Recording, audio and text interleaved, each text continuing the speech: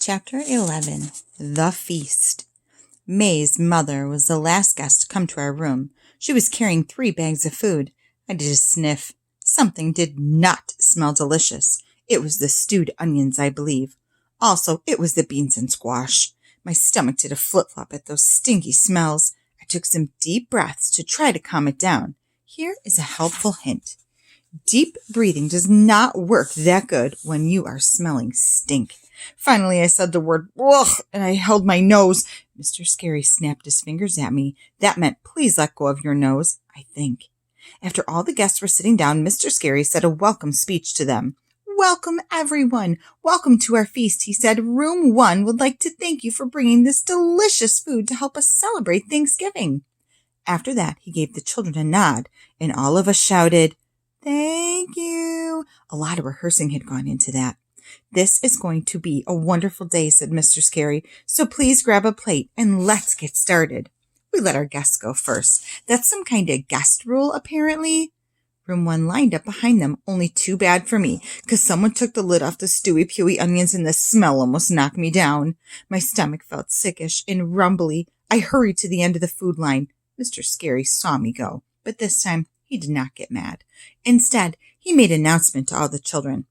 Boys and girls, today is a celebration of all the things we're thankful for. And since each of us is thankful for different kinds of food, just take the food you love the most and enjoy every single bite.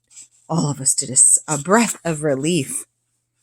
Then things got even better because Mr. Scary walked over to the supply closet. He pulled out 1 more bag of food for our Thanksgiving feast, and its name was Nipsy Doodles, shouted Lenny. Mr. Scary brought Nipsy Doodles. He ran to Mr. Scary and did a high five. After that, we could not wait to get our plates of food. It was the tastiest Thanksgiving dinner I ever even ate.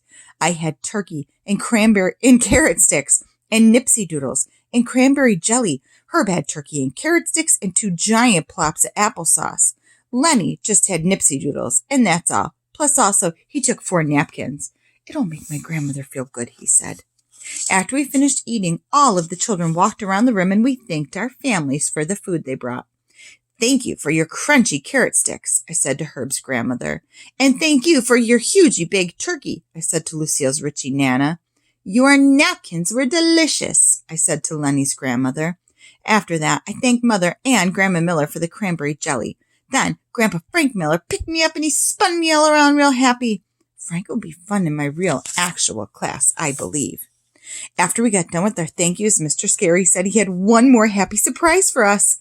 Then he looked in the hallway and he did a nod. And guess who came in next? Mrs. Gutzman, I shouted. It's Mrs. Gladys Gutzman. Mrs. Gutzman is the bestest lunch lady in the whole entire world. I sprang out of my seat. Hello, Gladys Gutzman. It's me. It's Junie B. Jones. Mrs. Gutzman was holding 2 pie boxes in her hands. She put them down and waved at me. Hello, Junie B. Jones. Hello, children, she said. Congratulations on winning the Thankful contest. She took out a pumpkin pie, and she held it up for everyone to see. Boys and girls, I baked these pumpkin pies for you myself, and I used my own family recipe, she said. These pies will just melt in your mouth. Lenny looked at me and rolled his eyes. Mine will be melting in the cleanup sink, he said. Ditto, I said.